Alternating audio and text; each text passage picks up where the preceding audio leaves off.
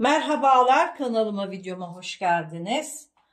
Bugün penye kumaştan önden fermuarlı giy çıkar bir namaz elbisesi yapacağız arkadaşlar. 150 santim boyunda kumaşımı kestim. Önce 2'ye sonra 4'e katladım. Kumaş katları burada. Burada ise kumaş katı ve açık kenar var arkadaşlar. Açık kenardan 1 santim pay vererek katladım. Kumaş katı olan burası arka, alttaki bedense ön olacak. İkisini birlikte çalışacağız. 1 metrelikte bir fermuar gerekiyor arkadaşlar. Şu şekilde. Şimdi başlıyoruz. Evet. Öncelikle her zamanki gibi üstten bir düz çizgi çekerek kumaşımızı düzeltiyoruz. Kumaşımızda gördüğünüz gibi her zaman eğrilikler oluyor. Şu şekilde düz bir çizgi çekerek kumaşımın üstünü düzeltiyorum. Ve buradan ensemi yerleştiriyorum. 10 santim ense için pay bırakıyorum, çiziyorum. Şöyle 14 santim omuz için çiziyorum. Omuz düşüklüğüm 3 santimden işaretini atıyorum. Ense içinse 3 santim işaret atıyorum ve ensemizi pratik bir şekilde çiziyoruz.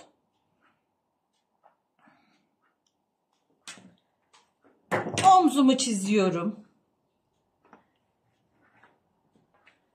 Omuz başından aşağıya 44 santim. Arka ve ön uzunluğunu işaretliyorum. Mezromu hiç kaldırmadan 20 santim kalça düşüklüğünü işaretliyorum. Namaz elbisemizin boyu 140-145 santimden işaretini alıyorum. Şimdi bu aldığım işaretleri enine uzatıyoruz. Bel, basen ve boy olarak çiziyorum. Evet. Şimdi kol evi için omuz başından aşağıya şöyle 23 santim kol evini çiziyorum. Kol evi nasıl bulunur? Daha önceki videolarımda var arkadaşlar. Bilmeyen, yeni gelen arkadaşlarım oralardan bakarak izleyip öğrenebilirler. Şimdi göğüs bölü 4 artı 2 yapıyorum ve namaz elbisemiz 44, 46, 48 bedene uyumlu olacak.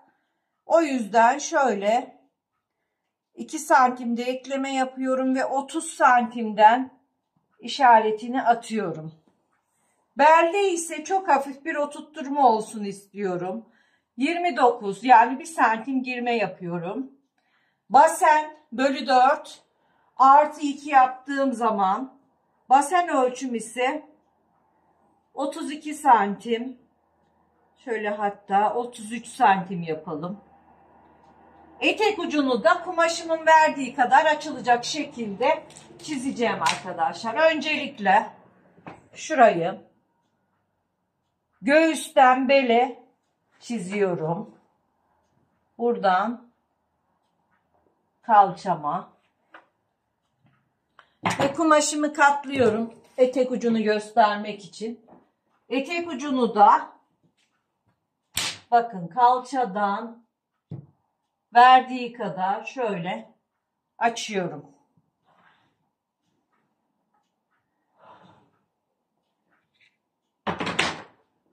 Açıyorum ve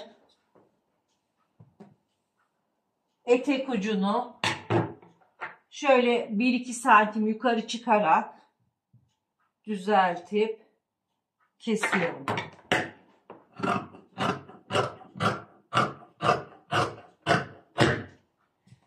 Etek ucumuzu kestik.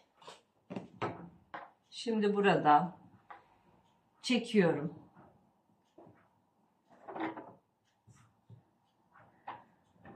Kol evi için, kol evimizi çizmek için bakın omuz başından aşağıya düz bir çizgi çekiyorum. Kol evini rahat çizebilmek için.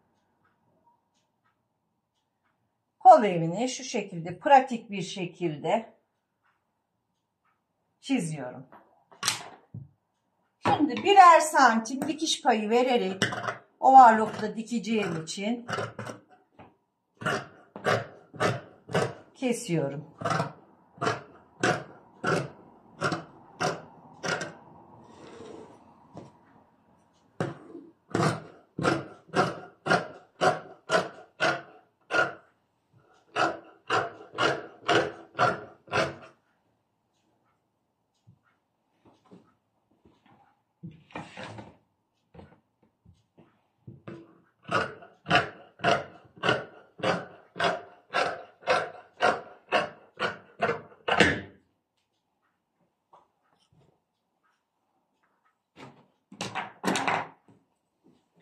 Namaz elbisemiz. Evet arkadaşlar, ön ve arka olarak kesildi. Şimdi arka bedenimi kaldırıyorum. Önde yapmam gereken değişiklikleri yapacağım. Yakamızı 3 santim düşmüştük. Şöyle 10 santim ya da 9 santimden şöyle işaretini atalım ve pratik bir şekilde çizelim. Omuzdan 1 santim düşelim. Şuradan içeriye 1-1,5 santim girerek kol evimizi de düzeltelim.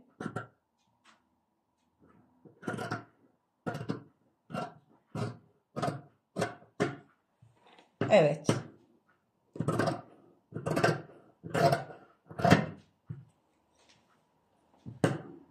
Omuz başından 0 giriyoruz. Burada yığılma yapmaması için. Burayı da kestik. Ve ön arka hazır arkadaşlar. Başımı 4 kat serdim. Bu şekilde kol boyuna göre ayarladım. Pazıya göre de katladım burayı. Şimdi kumaşımın üzerinden bir düz çizgi çekiyorum. Hemen kol boyuma bakıyorum. Kol boyum şöyle 68 santim. Kıvırma payıyla beraber. Buradan hemen çiziyorum. Kol tepe yüksekliğim olan 17 santimi buradan düşüyorum. Burayı da çiziyorum 17 santimimi. Şimdi buraya pazımı yerleştiriyorum. Pazım 21 santim. Manşetimi 15 santim geniş olsun istiyorum. Şuradan 1-2 santim düz geçtikten sonra burayı cetvelimle çiziyorum. Ve burayı tutup ölçüyorum. 25 santim. 25'i 2'ye bölüyorum. Hemen işaretini alıyorum. Bunu da tekrar 2'ye katlıyorum mezromu. Buradan alıyorum. Burayı da tekrar katlayarak kolumuzu 4'e bölmüş oluyoruz. İlk tepeden 1,5 santim. İkinciden 1 santim.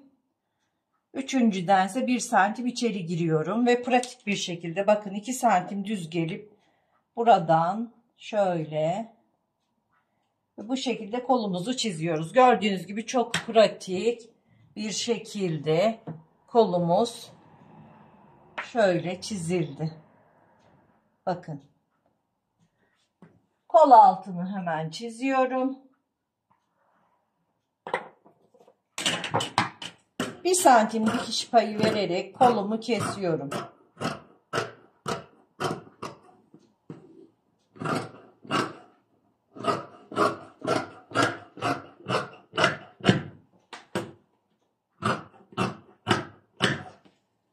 Kolumuzu kestikten sonra kol tepesine çıtımı atıyorum. Kolumuzu açıyoruz. Önde yapmam gereken değişikliğimi yapacağım. Şuradan 0 girerek Bu şekilde bedene göre kesiyoruz. Buraya bir çıt atıyorum.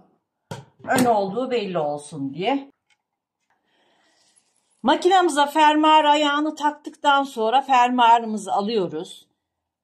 Ben omuzları falan dikmeden ön bedenimi alıyorum. Şu şekilde. Bakın. Buraya fermuarımı yerleştiriyorum. Ve dikmeye başlıyorum. Şu şekilde.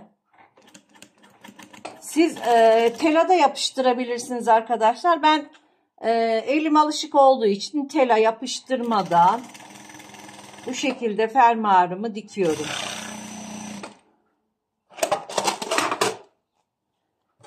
Bakın fermuarım kapalı şekilde. Fermuarımı açmıyorum.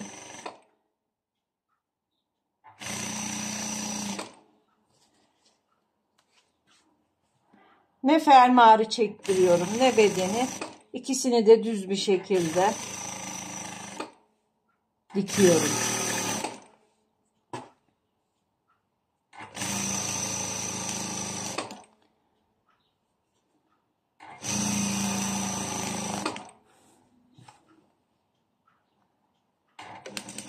Fermuarımızın tek tarafını diktik. Alttan kalan mesafeyi diğer parçamıza ölçeceğiz arkadaşlar. Bakın. Şu şekilde.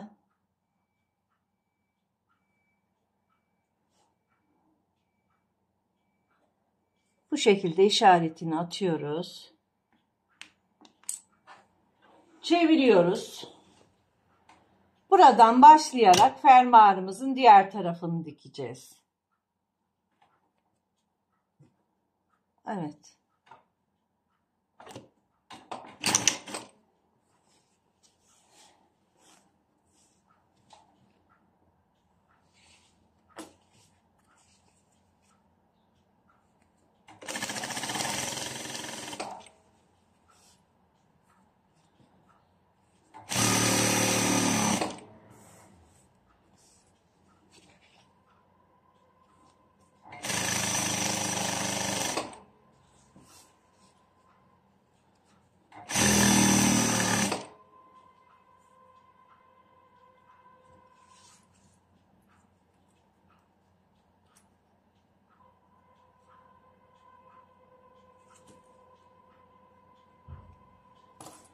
Fermuarımızı bu şekilde tutarak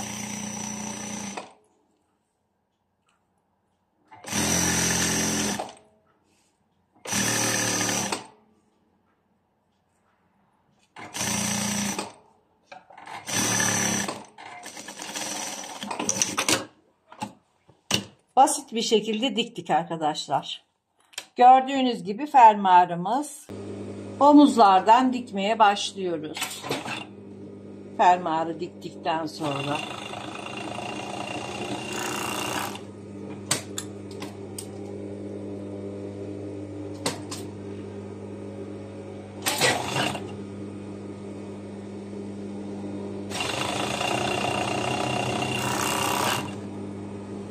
hemen kol takmaya geçiyoruz. Bedenimizin önünü makinenin altına yerleştiriyorum. Kolumun da ön çıtı buraya gelecek şekilde kolumuzu dikiyoruz.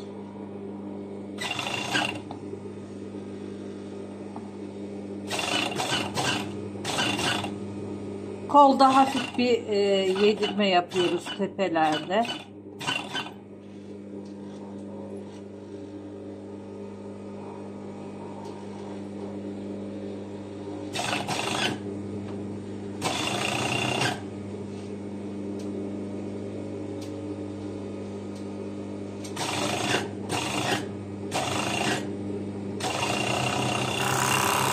Kolu taktığım yerin ben hemen yanını kapatıyorum.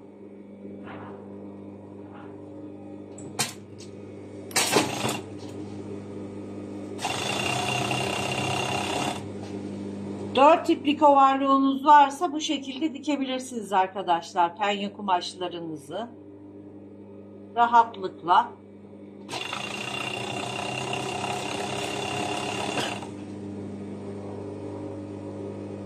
koltuk altı dikişlerini birbirine denk getirerek dikiyoruz.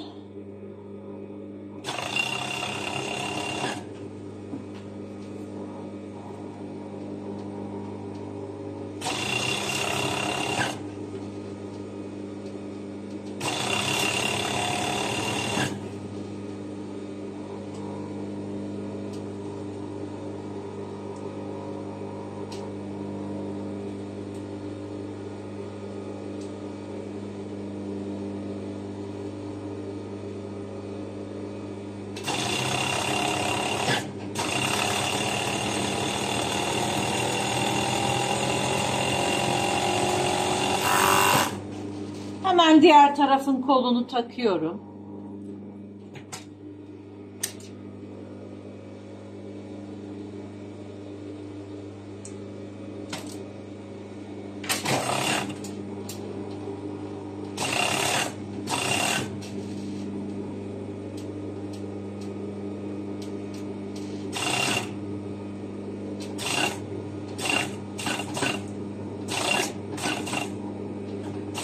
Kolda hafif bir büzme yapıyorum.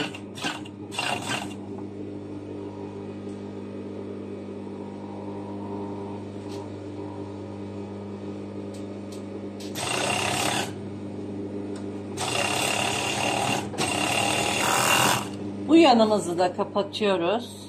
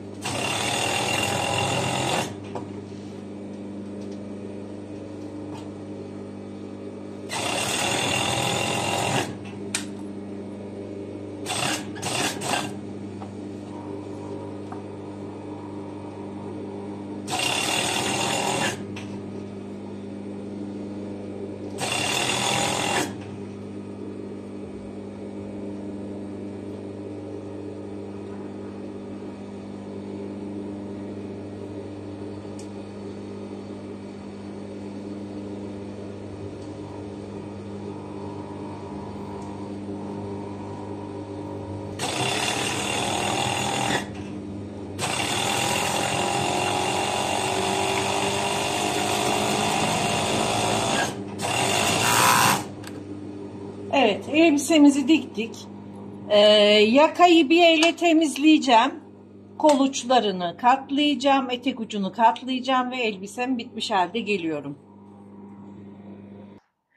Evet arkadaşlar, namaz elbisemizin bitmiş hali, önden fermuarlı. Bakın çok şık ve güzel oldu. Bu şekilde fermuarı, biyesi arkadaşlar. Yakayı biyeyle temizledik. Gördüğünüz gibi çok şık oldu. Siz de bu şekilde ölçülerinizi alarak namaz elbisenizi dikebilirsiniz. Veyahut da satın almak isteyen olursa arkadaşlar, Instagram sayfam Üçer Hülya, siparişte alıyorum. Önümüz Ramazan olduğu için uygun fiyatlarla da bu elbisenin satışını yapacağım arkadaşlar. Beğeni ve yorumları unutmayınız. Hoşça kalın, sağlıkla kalın.